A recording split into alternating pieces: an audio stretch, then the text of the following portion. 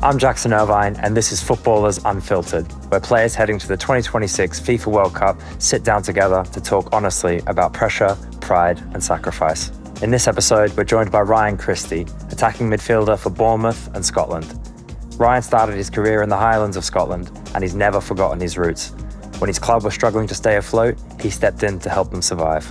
And now he'll be in the USA, hoping to help Scotland in their first World Cup since 1998, and in their way, Brazil. Today, we talk about giving back, lifting up the next generation, and really, if there is no Scotland, no party. Well, g'day Ryan. Good to have you on, mate. It's been a long time. Hey, it's been a while. Nice to see you again. Mate, it'd be remiss of me not to start with a congratulations for your Inverness Caledonian Thistle being promoted back this week, your hometown club. It's where we first met, up in the glorious Highlands of Scotland. Have you had any conversations with people back home in the last few days? Yeah, loads. Oh, I had a nervous Saturday watching along with that, mate. The score's coming in, 3 p.m. Yeah, it brought me back. Obviously, the head coach there, Scott Kelleher, is someone who coached me through my whole kind of youth, so I was desperate for him to do well, and I've got so many ties with the club still. So yeah, delighted to see them get over the line, and I think there was a good party in Inverness on Saturday night, which was quite cool.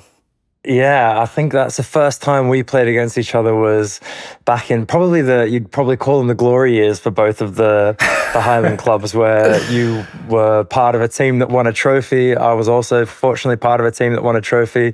You guys, Was it a third place finish one year as well? Yeah. Cup finals. It's been a huge part of your life from the beginning. Tell me about your relationship still with Inverness, because it's still going strong now. Yeah, massive. Obviously, growing up there and coming through the youth there naturally makes me very proud of where I'm from and what we managed to achieve as a club as the time when I was there. Obviously, it's been some turbulent years up there over the last, probably for both the Highland clubs. Like you said, when me and you were up there, it was at a stage where they were playing at a level that both clubs probably could have never imagined. So, yeah, nice to see how, especially 100%. for Inverness. I won't talk about your old club at the minute is a bit of an opposite story, but yeah. Obviously, hopefully the pair of them can work their way back up the league and find themselves in the Premiership where I think they belong. Yeah, 100%. So obviously Inverness have, now just recently found themselves back with a promotion, but had a few financial problems along the way. And, even yourself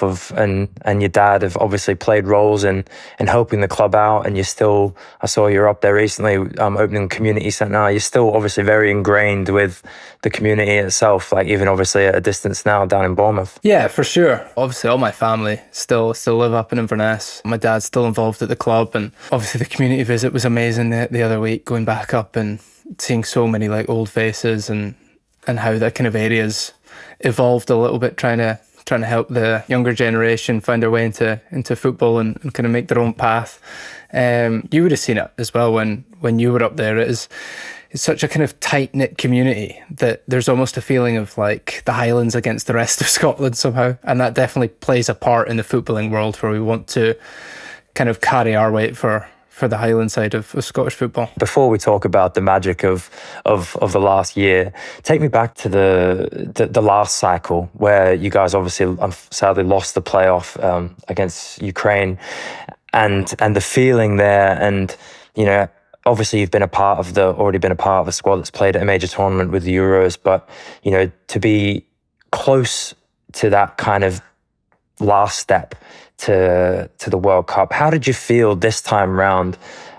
Did you feel like you all kind of learnt from that experience before? Was it just pure heartbreak and emotion, or was there something to be taken from that into this time around? Yeah, it certainly helped us. Naturally, with the aging of the group, I'll say, there was a feeling that for a lot of us, especially that core, that this would be our last kind of throw of the dice at qualifying for a World Cup. I don't know about the rest of the boys. Personally, the Ukraine game was a funny one. Firstly, being played in June was strange, and it's hard to kind of keep your levels up. Sometimes you go on holiday for a couple of weeks before it and then report. So we did as much as we can to prepare, but naturally it felt a bit off. Obviously, everything that was going on in the world, politically surrounding Ukraine, going into the game kind of through this extra kind of strange element, and it probably didn't feel until maybe 6 months after that game that you realised the opportunity that we'd missed at the time. And then, so yeah, you come around to this campaign and you think, this one can't really let slide. You need to kind of grasp this opportunity and be the team that qualifies for a World Cup finally for this country. So then let's go to the Denmark game. I'm sure anyone who wasn't watching it live, but I'm sure the world around followed what two of the most extraordinary goals you'll ever see in a game. Incredible. Everything that came with that game, it just felt like it was the right moment for you guys. Yeah, it was incredible, obviously. I think the main feeling, of course, there was pressure going into it. A lot of that probably from ourselves. Like you said, knowing it was kind of last hit at qualification probably for some of us. I think we said at the start of the qualifying campaign that if we could get it going into a one-game shoot-off with Denmark at Hampden, then we'd fancy our chances. So probably not the way we wrote it up, but that's how it came to be in the end. And yeah, just the game itself was absolutely surreal. I keep telling people it's like the best game of football I've ever got to watch live, and I was playing in it.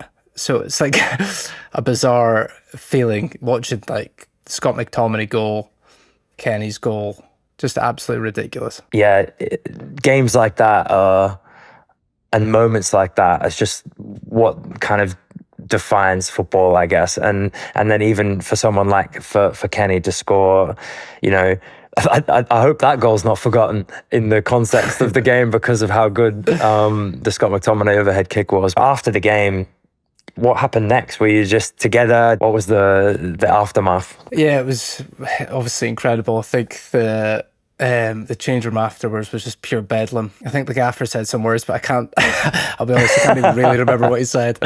Yeah. And then family, friends, we all went to a bar in Glasgow basically and celebrated long into the night. Believe it or not, I was training with Bournemouth the next morning, so you can imagine the shape I was in to our training ground. I was sent briefly home about 11:30, I think. But amazing. Yeah, what a night! And yeah, the nice thing was the kind of period afterwards, like good, I don't know, 2 weeks, 3 weeks of just seeing what it meant to the whole country. It seemed to like transcend football a little bit when you talk to people who've like never watched football in their lives, who said they were like crying watching the game, and everyone was just such a buzz around the country, similar to the Serbia game when we qualified for the Euros after so long, and yeah, just little aspects of that over the last few months that you get to see. Obviously brings you so much kind of pride and yeah, just I'm delighted we managed to get the country there. You were, 3 years old in '98 when Scotland were last at the World Cup. Tell me a little bit about your relationship with Scotland as a fan. Did you grow up a fan of the national team? Was that like a dream of yours to play international football? Did you still grow up with that in your heart, like the World Cup was the big thing? I grew up a massive Scotland fan, naturally. I think people from the Highlands most people from Scotland are very patriotic. Obviously grew up in a footballing family, so anytime there was an international break, especially when the games meant something, we would have kind of family and friends around at our house to watch the game.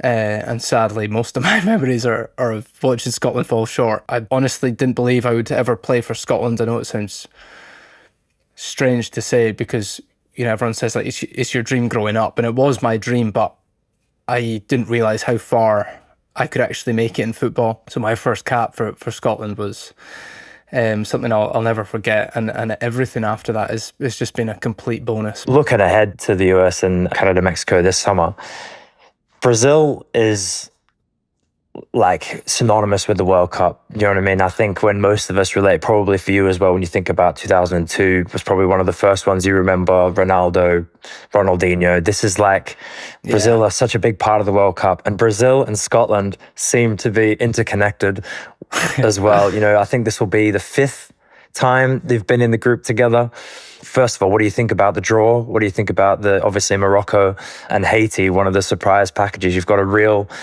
mixed bag of a group, but I want to start with Brazil just because of how iconic they are within the context of the tournament and within as I say, Scotland's relationship to that. Is that something that you're kind of aware of? Is it you've seen old videos of Scotland-Brazil games, over the years? Yeah, I've actually kind of recently watched the highlights of the last, in '98, them playing against each other. When the draw was being made, I had the thought process: you don't get an easy draw at a World Cup. So everyone kind of praying for us to have easy games was never going to happen. And I just wanted an iconic game or an iconic team that was outside of Europe, basically. You get to a World Cup, and for how many years we've just played teams in Europe. And I think we just hit the nail on the head with that one. Like you said, it's just like when I think of World Cup, I think of Brazil. I had that team you said. I had a 2002 Brazil poster in my wall for most of my childhood with that starting 11 on my wall. So that is just like everything I think of when I think international football. So yeah, such a cool game to be part of. And yeah, I'm sure it'll be an amazing experience. Yeah, and they're a bit of an interesting team at the moment as well, with like experienced players like Casemiro having one of his best seasons. He had a bit of rejuvenation in years. Vinicius Jr. at the top of his game. Younger players like Endrick and one of your teammates at Bournemouth that's in with a chance as well. And how do you see them as a team? Obviously, maybe not the Ronaldos and Ronaldinhos of the world, but still strong across the board. And as I say, a bit of a blend of like those experienced players and younger stars.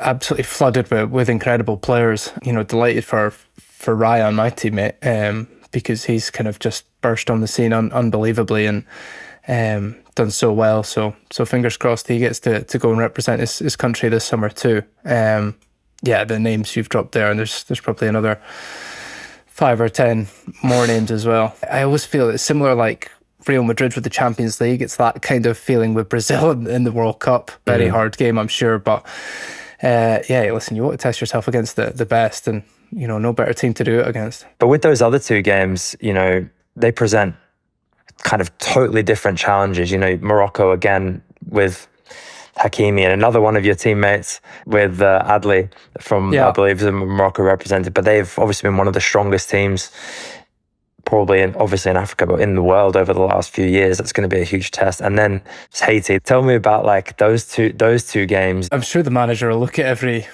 game a little bit different depending on the style of the opposition, etc. I think we've already been warned by him and others that Haiti aren't pushovers. That's for sure. Every team that goes to a World Cup gets there by merit. So yeah, that'll be a tough game as well. And Morocco, like you said, have been pretty incredible over the last few years. I watched a lot of the African Cup of Nations, and for me they were the best team by a landslide. So tough games, but like I said, I don't think you go to a World Cup expecting easy games. No, certainly not. Yous will be the same. I'm trying to think. It's USA. Who else is in your group? We're USA, Paraguay, and Turkey. Right. So we're again like we've probably got a more interesting group, because I suppose a lot of people look at it on paper and have a kind of a certain perspective on it straight away. But I actually think when you take the average ranking of our group, it's actually like the highest overall of like, because we're all so evenly kind of matched. I think we're all ranked between like 13, 14 to like 28 in the world. So it's like it's a really tight, evenly matched group. But as you said, you got to do it against the best. Like obviously Turkey with Çalhanoğlu and Arıkoglu like playing at the top level, and USA at home under huge pressure and expectation. I'm like the games are going to be massive, and that'll be a cool game against one of the host nations, USA. What an atmosphere that'll be, I'm sure. I know, in Seattle. That's our second game. Yeah, I'm absolutely buzzing for that one. As I said, it's my third time, but I've never played against a host nation before, so this is going to be expecting fireworks in that one. Yeah, we played Germany opening game last Euros, and that certainly didn't go to plan. So I wish you better luck than me.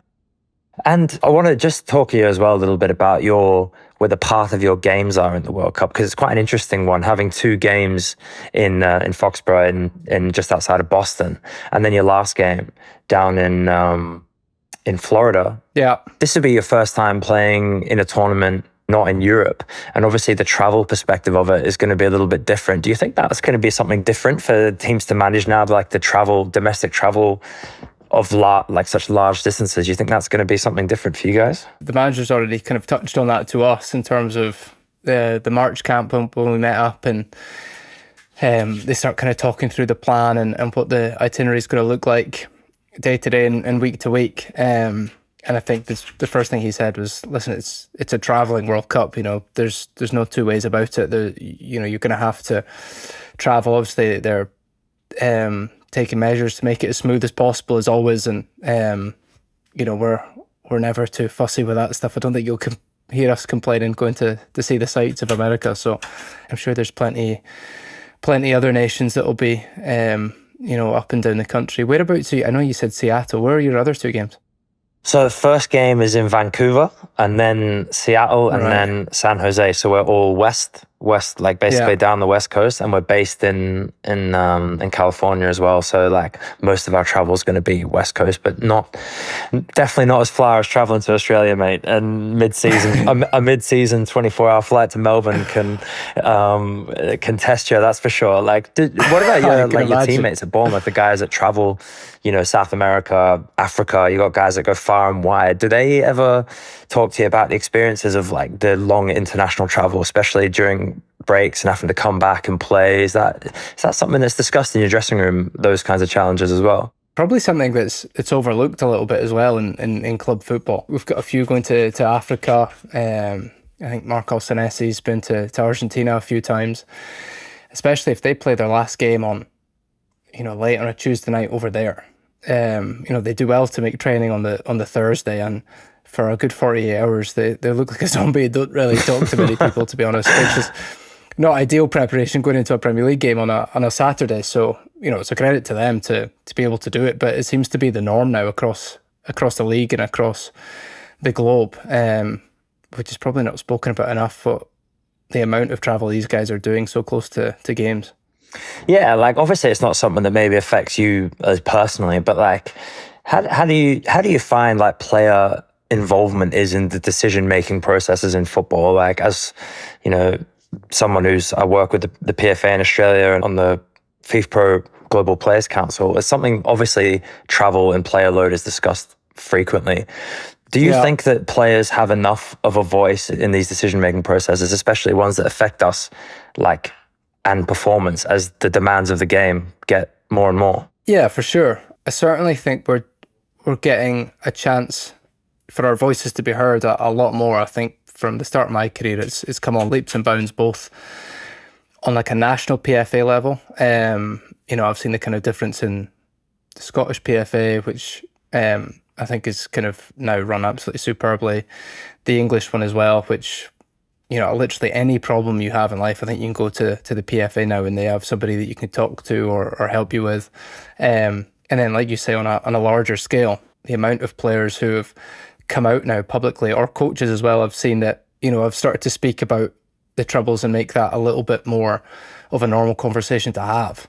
And then you can only hope by that the voices are heard and changes are made. I think it's hard to do that because of the natural entertainment of football. Everybody just wants to watch football all of the time. I'm the same. If there was football on every night of the week, I sit down and watch it on the TV. But at what cost can that kind of come to, especially when you see the amount of games that some players are playing is pretty ridiculous. I think you see now across Europe teams that are fighting on two fronts, and maybe like Euro competition and domestically, the amount of change they have to do when it comes to a weekend game, which something that probably didn't really exist in football, where now squad rotation is such a massive thing because of the demands that are put on us kind of every week to produce at the level that some boys are playing at, is pretty ridiculous. We played Crystal Palace at the weekend I think they played away in Poland Thursday night. One of their boys was saying they stayed in Poland to do recovery Friday morning, flew back, got home about 7 p.m. Friday, saw their kids' families for 1 or 2 hours Saturday, train, and then travelled to Bournemouth. It's completely non-stop. And to be fair to their fans, I think they were very understanding that they had a big second leg, because you could tell some of their players were were absolutely dead on their feet. I mean, I've not exactly played a huge amount of games, but I've experienced that at Celtic, being in European competition and getting to cup finals and having to go and play again in the summer. And it is full on. And the worst thing in football is going into games thinking you're maybe only 70% of what you can give, and you're not giving a full accountability to yourself with what is on the line, especially if it's international football and you're playing for your country. Yeah, like you say, like the emotional toll of these games as well is sort of often not taken. Of kind of course, there's an element of physical recovery, but especially when you get towards the back end of the season and the heightened importance of games and what the kind of mental and emotional energy that you have to invest in these things as well. It takes you time to recover from that. Like the last two major tournaments I've been to after the World Cup in Qatar and the Asian Cup in 2023, the week after, I had the biggest physical crash I've ever had in my life, like at the end of these tournaments, where I was like so ill, and I think it was just because my body was just completely drained of when you've invested everything you have physically and emotionally into, you know, your sport and performance. At the end of it, you just have this absolute crash, and you're asking guys to be continually able to commit at this level to that level, and it's so difficult. And I'm glad that now it's a conversation that's definitely worth having more and more as guys, as I say, that demand on them gets higher and higher.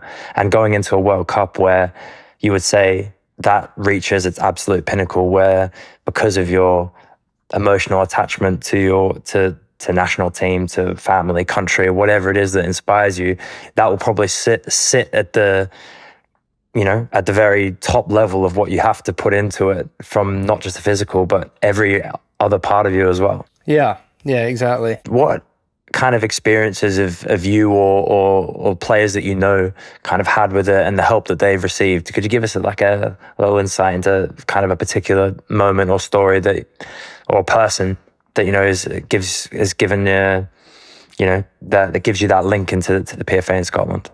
Yeah, I think they've been brilliant. Like I said, they've kind of grown and now are kind of pivotal part of Scottish football, especially for a player. I've kind of known a few guys that have played at Inverness, and through the kind of financial troubles of the last couple of years, I know that the PFA stepped in and give them a bit of, you know, reassurance and help, where, you know, I can only imagine being in that situation as a player and not knowing what your future looks like, if your contract is still viable, stuff like that. And the PFA are a great kind of mediator to step in and just give a bit of advice, really, and point you in the right direction and fight your side in your corner. You know, an ex-teammate of mine, Michael Devlin, who was a big kind of advocate of the PFA, and has just stepped into a role with them now, which is, you know, a credit to him, and just shows you how kind of closely linked now that, you know, boys that play in Scotland are now actually wanting to go and join that group of the PFA and help make them bigger and help players around the country. When you look at the World Cup and you look at potentially, you know, it's Messi, Ronaldo, potentially last World Cup, Highlands first World Cup, and Mbappe going to be going for another one. I know you play in the Premier League, but at this level, does it feel a little bit different? Does the World Cup sit differently? Yeah, it certainly sits differently for me. I think naturally you put the World Cup in football as like the pinnacle of football.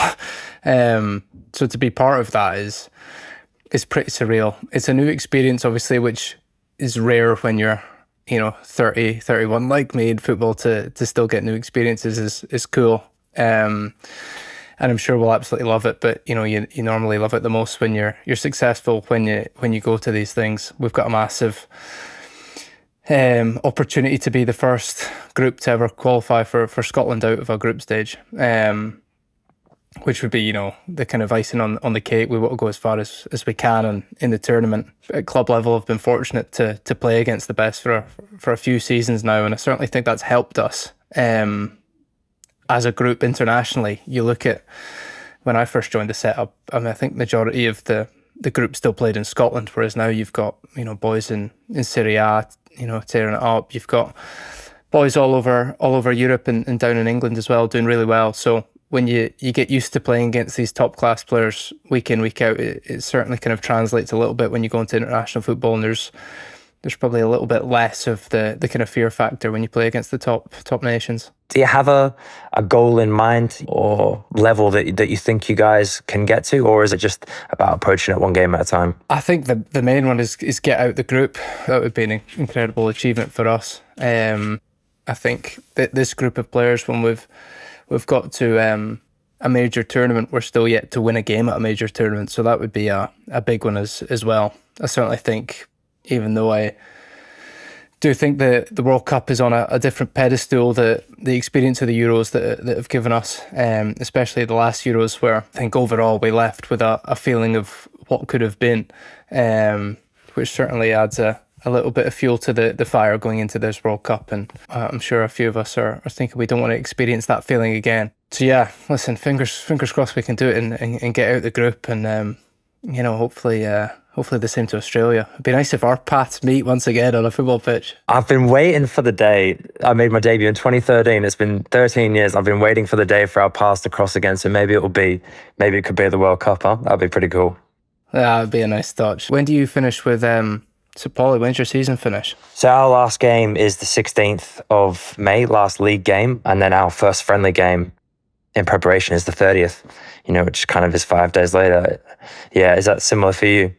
Yeah, our last game, I think we're 24th possibly of May. And then play a friendly game in Glasgow before we fly out. So there'll be absolutely no break. It's just straight through. It's straight through, yeah.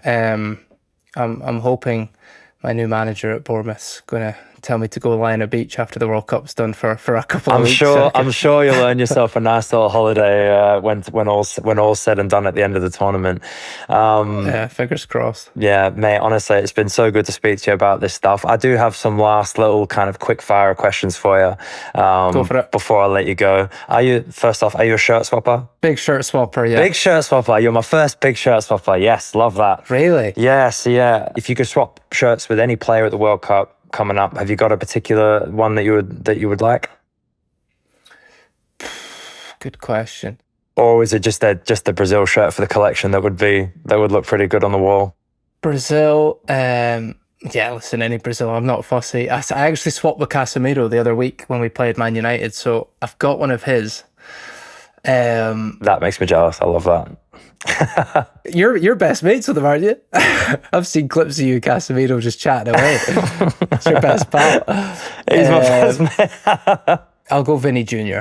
That's pretty iconic, isn't it? And actually, to be fair, I've seen the Morocco and the Haiti shirts as well, and they're good. So you could come away with a pretty cool set just from the group stage, let alone what comes next. I did want to ask you mentioned a little bit about the World Cup earlier as you're a kid, but do you have like a standout memory, like a moment that you remember from a World Cup as a kid that was like that sits really vividly in your mind? Yeah, I've got a few. 2010 opening goal, Shabalala, incredible. Oh yeah, legendary celebration. And the commentary on it is everything. Like insane. Yeah.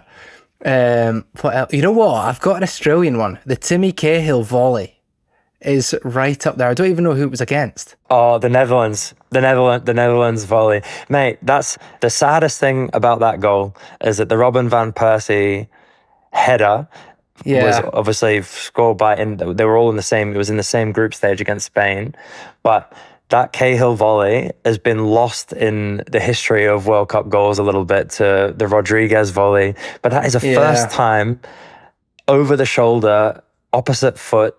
Oh, it's ridiculous. Off the crossbar. The technique, I'm telling you, if any, obviously it's my Australian bias speaking, but if that's goal scored by anyone else, that is one of the greatest World Cup goals ever scored. It's absolutely, the technique is insane. In your Scotland squad, is there someone that you think that's maybe on the edge of a breakthrough, someone that this tournament could be a little spark for them to take it the next big step or a big change for them? Yeah, my mind instantly just goes to Ben Doak, probably because I'm a teammates with him now at Bournemouth. But He's Yeah, he's just a got talent. something that Scotland don't normally produce in players. We produce an awful lot of technical centre mids, but pacey wingers we've lacked over the years. So yeah, I think we saw it naturally when he first came into our setup. Instantly, like picking the ball up and just like being direct and driving at people, and everyone thought, oh, he's something we've not had in a while. Obviously, he had a big injury from that Denmark game, and he's just kind of recovered from it now. The last few weeks, he's been back Sorry, in it came training. on the weekend. Yeah, back in match day squads and stuff. So, I think he's desperate to kind of really ramp up between now and the end of the season and make a big impact. And like I said, I'm sure he'll play his part for us this tournament, because the way he plays is the way I like football being played, which is direct and gets people off their seats. Yeah, that little individual spark. And last question, do you have a pre-match tune? So in the changing room, Kieran Tierney is the DJ. Okay, that could be absolutely anything then. Is it just pure? And it is absolutely anything. It's like Celine Dion straight into the Proclaimers, straight into Drake, straight into something else. And I'm thinking, how are you making these playlists? But yeah, he's been our DJ for a good few years now. He's yet to be chucked off the speaker. I'm the opposite. A lot of people listen to big, fired up, angry, loud music. I tend to go to like a Bob Marley, to be honest. Yeah, I literally go the opposite way to try and calm me down. No, I love it. No, that's great, mate. No, it's been an absolute pleasure talking to you. All the best this summer. Honestly, it's going to be great to see Scotland back on the big stage. He's deserved to be there.